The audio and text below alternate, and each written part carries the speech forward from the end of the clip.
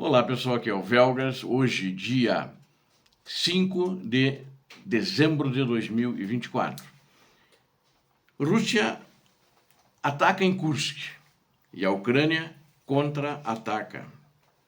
E vamos falar também sobre o teatro de operações. Quero convidá-los, inscrevam-se no canal, você que não é inscrito, que assiste os nossos vídeos, gosta dos vídeos, inscreva-se, fortaleça o canal. Você vê aqui só notícias reais e verdadeiras. Notícias falsas, notícias fake aqui não entram, são proibidas. Eu conto com você inscrito no meu canal. E também façam seus comentários e não esqueçam do like. E compartilhem com suas redes sociais, é muito importante. Muito obrigado. Bom, em Kursk, a maior parte desse vídeo vai ser referente a Kursk. As tropas do exército russo, elas tiveram perdas devastadoras de blindados, quer tanques, quer tanques de guerra, quer viaturas de transporte de pessoal, viaturas blindadas de transporte de pessoal. Essa tática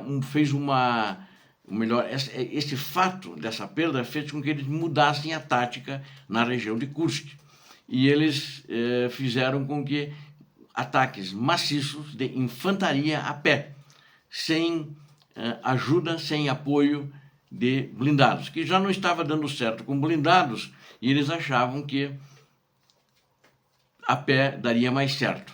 Só que aí vira aquela tática antiga, né, da Rússia, que continua sendo atual, que eu apelidei agora de ataca, morre, recua, ataca de novo, morre, recua, assim durante o dia inteiro. Essa é a situação da Rússia hoje em todo o teatro de operações.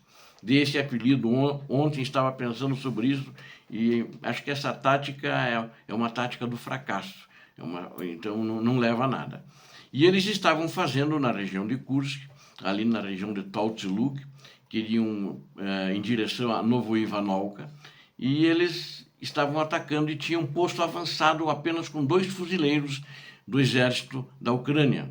E estavam se aproximando frontalmente, acredito que para distrair os fuzileiros, um grupo com 10, um grupo de combate com 10 soldados russos. Mas pelo flanco estavam se aproximando, flanco direito, estavam se aproximando outros 10, que atingiram a linha de trincheiras que eles estavam, mas não muito perto deles, desse posto avançado. Mas os soldados, quando eles estavam entrando na trincheira, notaram, ficaram em posição, eram 2 soldados apenas, né? E os russos eram 20, 10 pela frente e 2 pelo flanco. E os ucranianos deram combate e eliminaram os 10 que entraram na trincheira. Mas também houve uma boa coordenação, vamos dizer assim, aérea, né, que imediatamente vieram em socorro dos 2 drones, que eliminaram os outros 10. Né?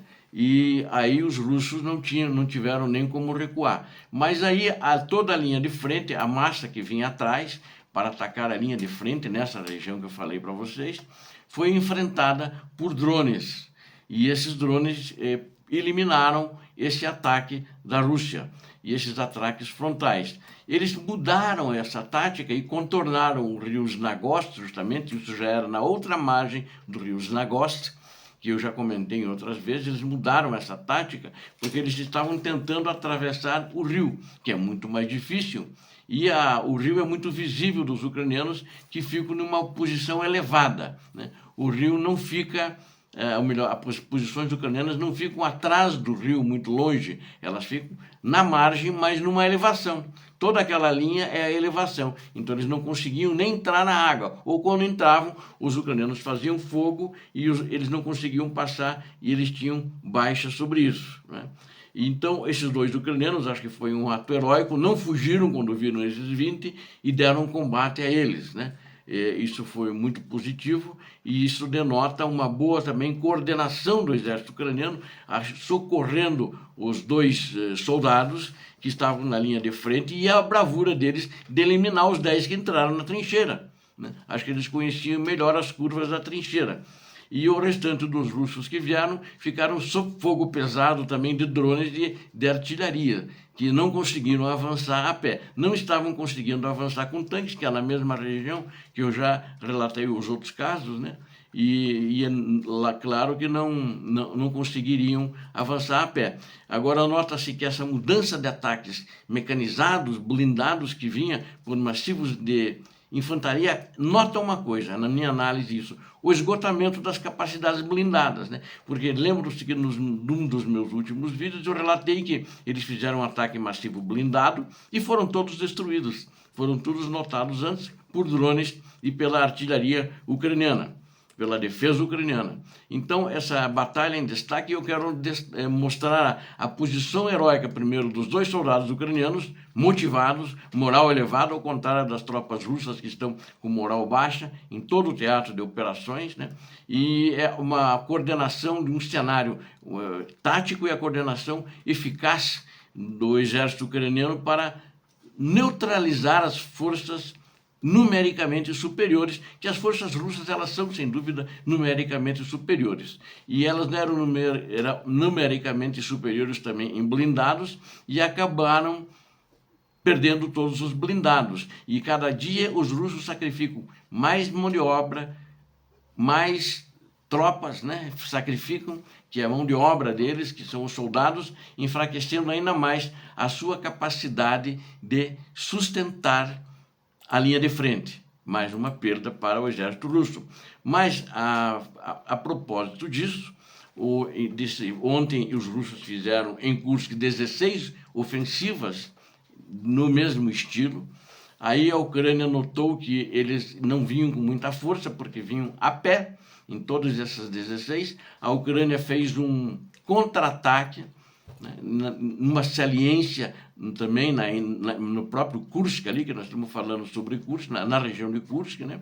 Isso foi confirmado pelo Instituto da Guerra, isso que eu estou relatando para vocês. Eu verifiquei isso pelo Instituto de Estudos da Guerra, e eles indicaram que as forças ucranianas, nesse contra-ataque, avançaram ao sul de Darino e a sudeste de Korenevo. E, inclusive, blogueiros russos também confirmaram isso, né? Só que é em russo, né? Eu não posso convidar vocês para assistir, mas vocês devem achar em outros blogs europeus em inglês, e talvez até russos ou ucranianos em inglês. Isso deve ter. E os ucranianos, então, atacaram essa região, e hoje também os russos também atacaram nesses 16 ataques a região de Sudzha, que Sudzha continua com os ucranianos sem sucesso. Então a Ucrânia avançou, ela estava na defesa, avançou. Eu acredito que esse avanço é um avanço tático para tomar uma posição temporariamente. Se os russos vierem com muita força, eles recuam, assim como eles já fizeram, que recuaram 40%, eu já disse que era um recuo tático da região de Kursk também. Eles não querem sacrificar tropas como os russos estão sacrificando. Eles têm uma posição que eles aproveitaram as fortificações russas, melhoraram durante esses meses que estão lá, e os russos não conseguem passar porque eles estão muito bem usando as fortificações russas, ainda melhoradas pelo exército ucraniano na região da província de Kursk. Quero falar agora sobre o teatro de operações, de uma maneira geral, como é que está a situação, onde a Rússia fez mais de 150 de ataques, de batalhas no teatro de operações, das mais acirradas na região de Donetsk, ali, de Pokrovsk e Kurakov, que são as mais disputadas, né? E ela realizou, então, também realizou 25 ataques aéreos em todo o território da Ucrânia, no teatro de operações, lançou 29 mísseis antiaéreos, que são os S-400 e S-300, que são adaptados para atacarem em terra, não ar, né?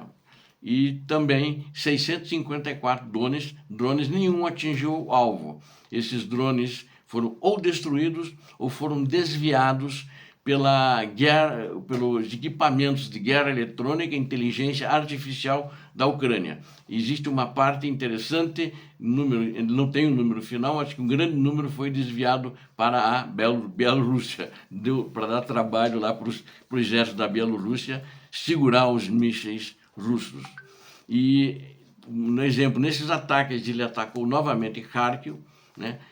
Volchansk, Gliboko, uma batalha que perdida, mesmo as técnicas que eles usaram em Kursk e em outras regiões, eles voltaram para Kupiansk. Eles tinham limpado, mas voltaram para Kupiansk, tentando tomar algumas vilas lá, e também fizeram 15 tentativas, mas não passaram de escaramuças na região de Kupiansk. Agora, importante, eu quero destacar na região de Pokrovsk e Kurakio, que são as regiões onde eles fazem ataques mais pesados, mais ofensivos. Em Pokrovsk, eles tentaram 39 vezes, né, e 38 em Kurakio, mas tiveram grandes perdas nessa região. Eu quero citar algumas perdas.